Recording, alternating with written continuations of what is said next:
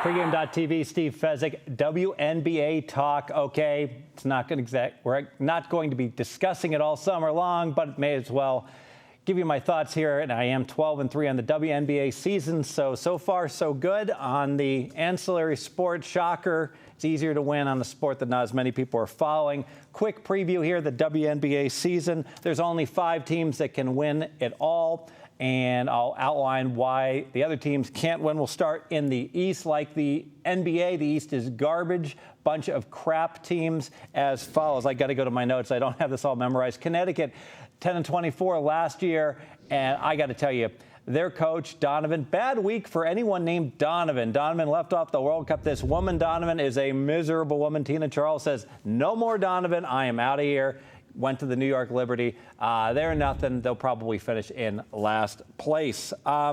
New York Liberty, they do pick up Tina Charles. They do have Poindexter, who's like an Allen Iverson, not a team player, though. They play in Madison Square Garden. That might help their home field. But I tell you, Bill Laimbeer, one thing I've noticed is successful men that coach the women, they don't like doing it. It's no fun. They're not successful being on the smaller stage.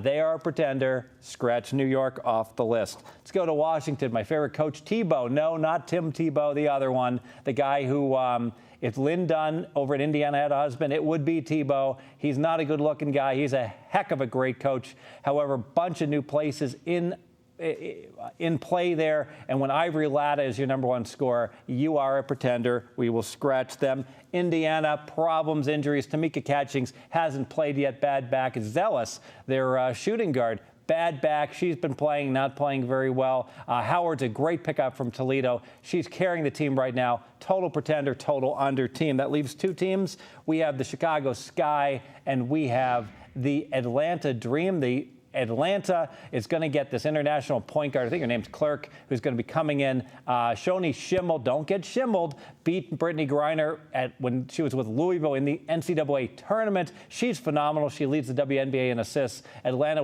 with Angel McCarty and all these other pieces, is going to win the East.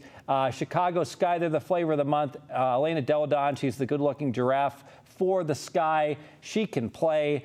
She can play quite well, but she doesn't have enough pieces around her. Prince, just returned from personal problems. It's the only league I know that's all we hear. So she's out for 2 weeks with personal problems. Who knows what's going on? But Big Sill, their goalie in the middle, is missing. That will doom them. Atlanta is going to win the East. And the question is, with the West so much better, who are they going to play from the West? Who are they going to lose to and get swept again in the finals of the West? Let's go there. 3 contenders. San Antonio, they're no longer the Silver Stars. They are the Stars. They got Becky Hammon. She's pretty. That's not enough. They got the Red Rooster, Robinson, Danielle Robinson, and she's fun to watch. She's a good player, and she's Danielle Adams. If you ever have to enter a pie-eating contest, she is your partner. The woman is trying to eat her way out of the league. She has such a nice, soft touch. She's probably going to be here for the next few years. Seattle, what is wrong with Seattle? Sue Bird has gotten old in front of her eyes. They pick up Langhorne. That's a good pickup in the middle. They pick up their big person inside. Not enough. Seattle struggling. Seattle, Brian Agler has his work cut out for him there. And Tulsa, another year, a lot of excitement. And then Liz Cambage, their big girl in the middle, leaves. They go with Paris. She looks more like her uncle Bubba Paris. Big girl in the middle. Skylar Diggins does have Odessa Sims out of Baylor, so they've got 2 highly touted top 3 pick guards in the to run the show. Problem is Skylar Diggins was terrible last year. She can't guard anyone. She can score a little more. Maybe Tulsa is an over team. They're a pretender. So that leaves 3 in the West to contend for the title. Phoenix, of course, has Brittany Griner, who's about 7'9". All right, not quite. 6'8", maybe. Diana Taurasi may have lost a half step.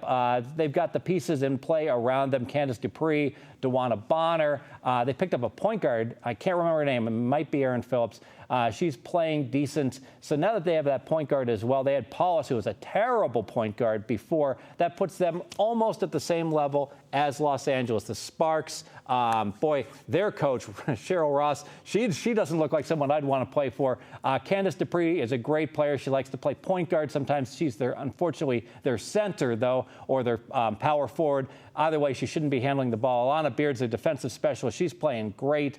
They have all the pieces in place, all the talent in the world. They're the most talented team in the WNBA, but they won't win. They're not the best team. The team that's going to win probably is the Minnesota Lynx, but the Lynx have 3 of their ancillary players, including Rebecca Brunson, that's out with injuries. They're all going to come back. So right now they're 5-0. They're doing it with smoke and mirrors. And Maya Moore, who's the greatest player in any league, 30-plus points the first 4 games of the season. She is phenomenal. Simone Augustus is her Scottie Pippen to if Maya Moore is Michael Jordan. And good pieces around them. Lindsay Whalen is the epitome of crafty, very good point guard, makes great decisions. She's another gal that probably you don't want to go up against in a pie-eating contest or a chicken wing-eating contest or anything like that. Nor do you want to go against Janelle McCarville, the nice touch, the big girl in the middle.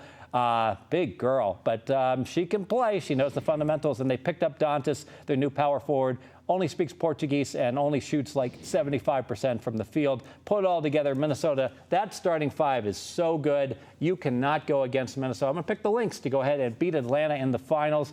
Of course, it's contingent upon Maya Moore staying healthy. Without her, it's just not going to happen. But so far, so good with the WNBA.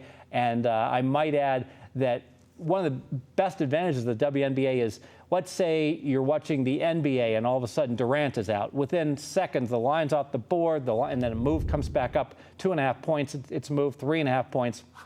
In the WNBA, you can get an absolute star can be out, and the screen doesn't blip sometimes, because sometimes it doesn't even get reported.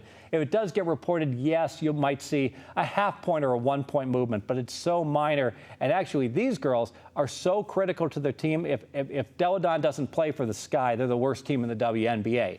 That shows how important that individual players can be and why it's one of the sports I really like to follow, and we'll be following it all summer long as we gear up for football. So excitement, well, not excitement, winning.